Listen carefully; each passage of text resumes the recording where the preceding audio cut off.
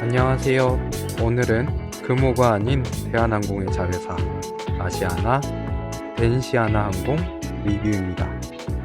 아시아나만 취항 중인 인천에서 센다이까지 구간 탑승했는데요. 제법 상용 비즈니스 수요가 나오는지 종종 A330도 투입되는 노선입니다. 한일 노선 중에서는 비싼 구간이라 저는 에어캐나다 마일리지 8,000마일을 발권했습니다. 작년 연말부터 인천공항 폼이 미쳐가지고 이날 처음으로 서울역 도심공항을 이용했고요. 먼저 체크인하고 수화물을 보내야 하니까 엘리베이터를 이용해서 지하 2층으로 내려갑니다. 내려오면 한편에 도심공항 터미널하고 외교부 출입국 관리 출장소가 있고요. 아침 이른 시간에 도착했더니 아직 오픈을 안 해가지고 한 5분에서 10분 정도 줄을 서서 기다렸습니다. 도심공항 터미널은 직통열차 티켓을 구매하셔야만 이용이 가능하고요. 일반 열차를 이용하시는 경우 이용이 불가능합니다. 저는 스타어라이언스는 티어가 없어가지고 이날은 새치기를 못했고요. 발권을 마치고 수화물 보안 검색 때문에 약 10분 정도 대기를 하고 이동을 했습니다. 이제 탑승장으로 가볼게요. 시간이 딱 맞아가지고 열차가 기다리고 있길래 바로 탑승을 했고요. 협동체보다 넓은 좌석 배열을 가지고 있고 수화물도 미리 붙여가지고 몸만 가면 되니까 편하게 이동을 했습니다. 도심공항에서 수속하면 가장 좋은 점, 마탱이가 가버려가지고 시간이 엄청 걸리는 인천공항 보안검색 대기줄을 가볍게 무시하고 쓱 옆으로 나와서 승무원, 도심공항, 교통약자 전용 출입구로 가시면 인천공항에서 패스트트랙 체험이 가능합니다. 에어사이드로 넘어오는데 10분 정도 걸렸고요. 오늘은 아시아나를 이용하니까 PP카드로 동편 라운지를 가보려고 향했습니다. 마지막으로 아시아나 흔적이 남아있는 동편 라운지를 가보고 싶었는데 만석이어가지고 입장을 못하고 센트럴 라운지 쪽으로 걸음을 옮겼고요. 이날 연말에 크리스마스 직전이라 그런지 출국하시는 분들이 많더라고요. 어디를 가도 사람에 치이고 라운지 내부도 보여드리고 싶었는데 이용하시는 분들이 너무 많았습니다. 저는 또 입장을 하면서 샤워실 이용을 요청해가지고 운 좋게 대기 없이 카드키를 바로 받았습니다. 아시아나 센트럴 라운지 샤워룸 보여드릴게요. 공간은 이 터미널 칼 라운지보다 살짝 좁나 하는 느낌이 들지만 쾌적했습니다. 화장실이 딸려있고 샤워부스 안에는 도구 어메니티가 다회용으로 있고요. 일회용 어메니티가 안 보여서 한참을 찾았는데 서랍에 들어있었습니다. 샤워를 마치고 먼저 자리를 잡고 앉았는데 윙 로고가 있는 녀석과 없는 녀석이 혼재되어 한 앵글에 들어오니까 기분이 묘했습니다. 더 이상 금호 윙 로고가 없는 아시아나.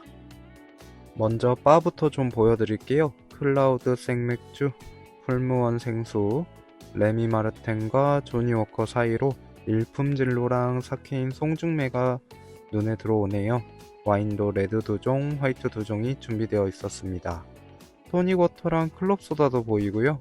아시아나 라운지 하이라이트 프레첼도 보이고 커피랑 차도 준비되어 있네요. 바를 다 봤으니까 음식도 보여드릴게요. 샐러드랑 과일 같은 풀떼기가 먼저 보이고요. 샌드위치 2종, 그리고 그 옆으로는 다른 빵들하고 잼이랑 버터가 있고 핫푸드로는 죽이랑 단호박 스프가 먼저 보이고 그 옆에 보시면 에그 스크램블이랑 소세지, 라따뚜이, 튀김만두 정도가 있었습니다. 뒤편으로는 탄산음료가 보이고 웨지 후라이도 있고 옆으로는 각종 음료랑 컵라면이 준비되어 있는데 진라면 매운맛하고 순한맛, 신라면, 튀김우동 이렇게 총 4종류가 있었습니다. 한 3일은 굶은 사람 마냥 아침부터 거하게 한상 먹어주고 게이트로 왔습니다. 33번 게이트 아시아나항공 센다이행 OZ152편. 아시아나의 A31 네오 호텔 리마 8398 3년 된 녀석이고요. 대한항공 주문분과는 다르게 에어버스 네오의 상징인 콕핏 주변으로 검정 선글라스 도장이 있습니다. 탑승 안내 방송이 나오고 보딩 패스를 찍고 브릿지로 내려가서 바로 탑승을 합니다. 제일 먼저 비즈니스 좌석이 보이는데 이 배열로 5등 버스 좌석이 3열로 자리 잡고 있습니다. 대한항공은 풀플랫을 넣어놨는데 아시아나는 5등 버스 시트를 달아놨네요. 비즈로 밟고 냈으면 어지러울 뻔했습니다. 쭉 들어가면 이코노미 캐빈이 나오고요. 흔한 33 배열의 아시아나 특유의 부드러운 베이지색 시트가 인상적이네요. 그럼 제일 먼저 기종 인증 아시아나 A321 네오, 다음으로 시트를 좀 보여드릴게요. 아시아나 A321 네오는 따로 개인 모니터는 없고 그 자리에 바스켓하고 스마트 기기 거치대가 있습니다. 그 아래로는 밥상이 있고요. 밥상은 반으로 접어지는 방식은 아니네요. 또 충전기로 싸우지 말라고 USB-A 타입 포트가 있고 부족하지 말라고 좌석 사이에 파워 아울렛도 있습니다. 공용 모니터는 또 있어가지고 팔걸이에 작은 컨트롤 패널이 있고요.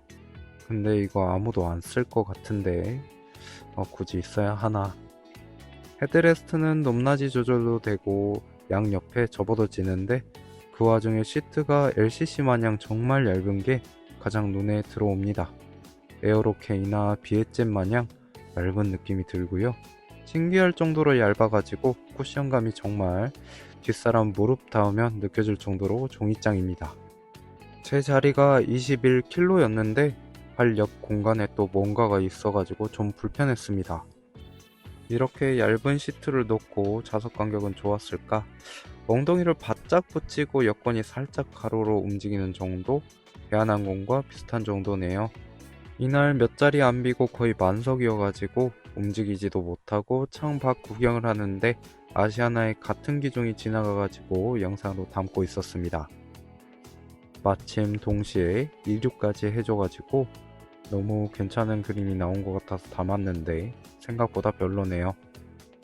공용 모니터가 펴지고 세이프티 비디오가 상영이 시작되었습니다. 이제 활주로로 택싱을 시작합니다.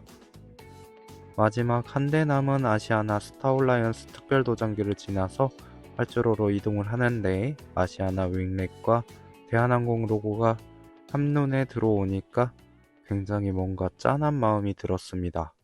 그럼 대한항공 경납고를 배경으로 아시아나 A321 네오 이륙 영상 잠시 감상하시죠.